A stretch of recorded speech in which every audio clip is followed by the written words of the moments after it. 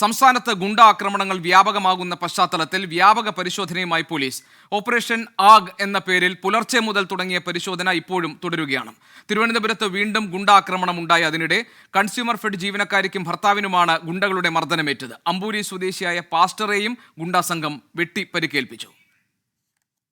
ഞാനും എൻ്റെ ഹസ്ബൻഡും ജോലി കഴിഞ്ഞിട്ട് വരുന്ന വഴിക്ക് മൂന്നംഗ സംഘം വഴിയിൽ തടഞ്ഞു നിർത്തുകയും ബൈക്കിൻ്റെ കീ ഊരി എടുക്കുകയും ഹസ്ബൻഡിൻ്റെ ഫോൺ പിടിച്ച് വാങ്ങിച്ച് അപ്പം തിരിച്ച് ഫോൺ ചോദിച്ചപ്പോഴാണ് ഹസ്ബൻഡിനെ മർദ്ദിക്കുകയും ഞാൻ പിന്നെ അവരുടെ കാല് പിടിച്ച് പറഞ്ഞിട്ടാണ് ഹസ്ബൻഡിനെ അവർ വെറുതെ വിട്ടത്. അല്ലെങ്കിൽ ഒത്തിരി അടിക്കുകയൊക്കെ ചെയ്തു. തിരിച്ച് എൻ്റെ ബൈക്ക് എടുത്ത് വരാൻ നിന്നപ്പോൾ എൻ്റെ തലമുടിയെ പിടിക്കുകയും ഷോൾഡറിൽ അടിക്കുകയും. തിരുവനന്തപുരത്ത് നിന്ന് ഷഫീദ് റാവുത്തർ, തൃശ്ശൂരിൽ നിന്ന് സൂരജ് സജി എന്നിവർ നമുക്കൊപ്പം ചേരുന്നുണ്ട്. ഷഫീദ്, ഇപ്പോൾ ഓപ്പറേഷൻ ആഗ് എന്ന തീക്കാറ്റ് എന്ന പേരിൽ ഗുണ്ടകളെ കണ്ടെത്താൻ വേണ്ടി പോലീസിന്റെ നീക്കം തുടങ്ങിയിട്ടുണ്ട്. പക്ഷേ അതേസമയം തന്നെ ഗുണ്ട ആക്രമണങ്ങളുടെ കൂടുതൽ സംഭവങ്ങൾ പലയിടങ്ങളിൽ നിന്ന് റിപ്പോർട്ട് ചെയ്യുന്നു, പ്രത്യേകിച്ച് തിരുവനന്തപുരത്ത് ഉണ്ടായിട്ടുള്ള സംഭവങ്ങൾ. എന്താണ് പുതിയ വിവരങ്ങൾ?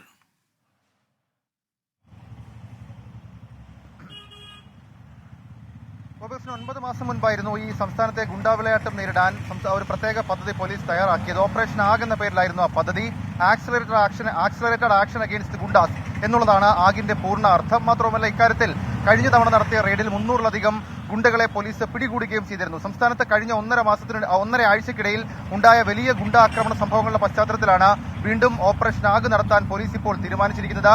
ഇന്ന് പുലർച്ചെ 4 മണി മുതൽ പോലീസിന്റെ നടപടികൾ സംസ്ഥാന വ്യാപക പരിശോധനയായി ആരംഭിച്ചിട്ടുണ്ട്. അതിൽ ഏറ്റവും പ്രധാനപ്പെട്ട കാര്യം നമ്മൾ കണ്ടതാണ്. തലസ്ഥാന നഗരത്തിലെ കരമനയിൽ ഒരു യുവാവിനെ കമ്പി കൊണ്ട് അടിച്ചും കല്ലുകൊണ്ട് വലിച്ചെറിഞ്ഞും കൊലപ്പെടുത്തുന്ന സംഭവം. കഴിഞ്ഞ ദിവസം തൃശൂരിൽ ഒരു ഗുണ്ടാ നേതാവ് നടത്തിയ പാർട്ടി അടക്കമുള്ള കാര്യങ്ങളും വലിയ വിവാദവും വാർത്തയുമായിരുന്നു. എറണാകുളത്ത് കഴിഞ്ഞ 1.5 ആഴ്ചക്കിടയിൽ ഏതാണ്ട് 7ഓളം ഗുണ്ട ആക്രമണ സംഭവങ്ങളാണ് ഉണ്ടായിരിക്കുന്നത്. ഈ സാഹചര്യത്തിൽ പ്രതിപക്ഷം വലിയ തരത്തിലുള്ള വിമർശനവുമായി രംഗത്തെത്തുകയും ചെയ്തു. പ്രത്യേകിച്ച് ആഭ്യന്തര വകുപ്പിന്റെ വീഴ്ചയടക്കം വലിയ വിമർശനമായി പ്രതിപക്ഷം ഉയർത്തുകയും ചെയ്തു. ഈ സാഹചര്യത്തിലാണ് ഓപ്പറേഷൻ ആഗ് വീണ്ടും ആരംഭിക്കാൻ പോലീസ് തീരുമാനിച്ചത്. ഇന്ന് പുലർച്ചെ 4 മുതൽ നടത്തിയ പരിശോധന അത് സംസ്ഥാനത്തെ എല്ലാ ജില്ലകളിലും നടക്കുന്നുണ്ടെന്നാണ് നമുക്ക് നിലവിൽ ലഭിക്കുന്ന വിവരം. റൂറൽ സിറ്റി ഡിവിഷനുകൾ കേന്ദ്രീകരിച്ച് പ്രത്യേക സംഘങ്ങളായി തിരിഞ്ഞാണ് പരിശോധന നടക്കുന്നത്. അതിൽ ഏറ്റവും പ്രധാനം കാപ്പ ചുമത്തിയിട്ടും പിടികൂടാൻ കഴിയാത്തവർ, മറ്റ് കേസുകളിൽ പിടികിട്ടാ പുള്ളികൾ, സാധാരണ ക്രിമിനൽ കേസുകളിൽ അകപ്പെട്ട് പുറത്തു കഴിയുന്നവർ, ജാമ്യം ലഭിച്ച് പുറത്തു കഴിയുന്ന ഗുണ്ടകളുടെ ആക്ടിവിറ്റികൾ, ഇത്തരം കാര്യങ്ങളായിരിക്കും പ്രധാനമായും പോലീസ് ലക്ഷ്യം വെക്കുന്ന കാര്യം. കൂടാതെ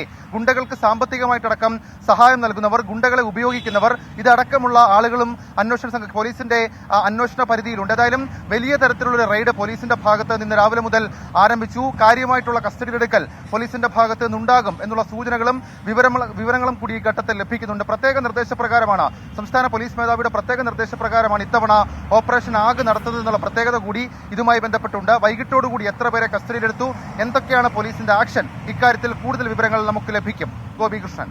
ശരി, തൃശ്ശൂരിൽ നിന്ന് സൂരജ് സജി നമ്മളോടൊപ്പം ചേരുന്നുണ്ട്. സൂരജ്, ഈ ആവേശം സ്റ്റൈലിലുള്ള ഗുണ്ടകളുടെ കൂട്ടായ്മകളും ഒക്കെ കണ്ടിരുന്നു. അതിനുശേഷം ഇപ്പോഴത് വിവാദമായിട്ടുണ്ട്. മാത്രമല്ല, അതിനകത്ത് കഞ്ചാവ് കേസിലെ പ്രതികളൊക്കെ അതിന്റെ ഭാഗമായിരുന്നു എന്നുള്ള വിവരങ്ങൾ വരുന്നുണ്ട്. എന്താണ് പുതിയ വിവരങ്ങൾ സൂരജ്?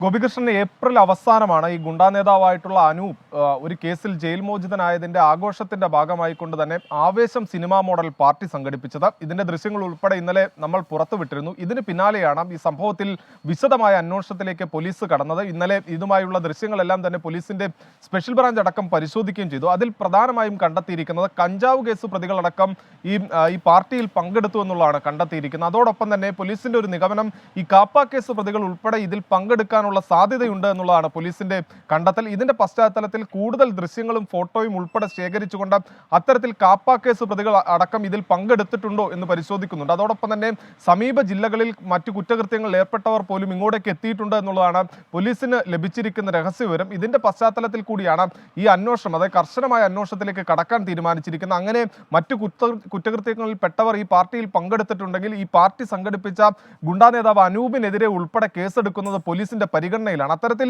ഇതിൽ പങ്കെടുത്തവരുടെ വിവരങ്ങൾ ശേഖരിക്കാനുള്ള ഒരു നീക്കം പോലീസ് നടത്തുന്നുണ്ട്. അതോടൊപ്പം തന്നെ പോലീസിനെതിരെയുള്ള വിമർശനങ്ങളും ശക്തമാണ്. തൃശ്ശൂരിനെ സംബന്ധിച്ച് കഴിഞ്ഞ കാലങ്ങളിൽ ഒരാഴ്ച മുമ്പാണ് ഹോക്കി സ്റ്റിക്ക് കൊണ്ട് ഗുണ്ടാസംഘം ഒരു യുവാവിനെ തലക്കടിച്ച് കൊലപ്പെടുത്തിയത്. അതിന് പിന്നാലെ തുടർച്ചയായി ഇത്തരത്തിൽ ഈ ഗുണ്ടാസംഘങ്ങളുടെ ഇടപെടലുകൾ ജില്ലയെ സംബന്ധിച്ച് വലിയ ആശങ്കയുണ്ട്. അതിൽ പോലീസിനെതിരെ വലിയ വിമർശനം ഉയരുകയും ചെയ്യുന്നുണ്ട്. ഗോപികൃഷ്ണൻ.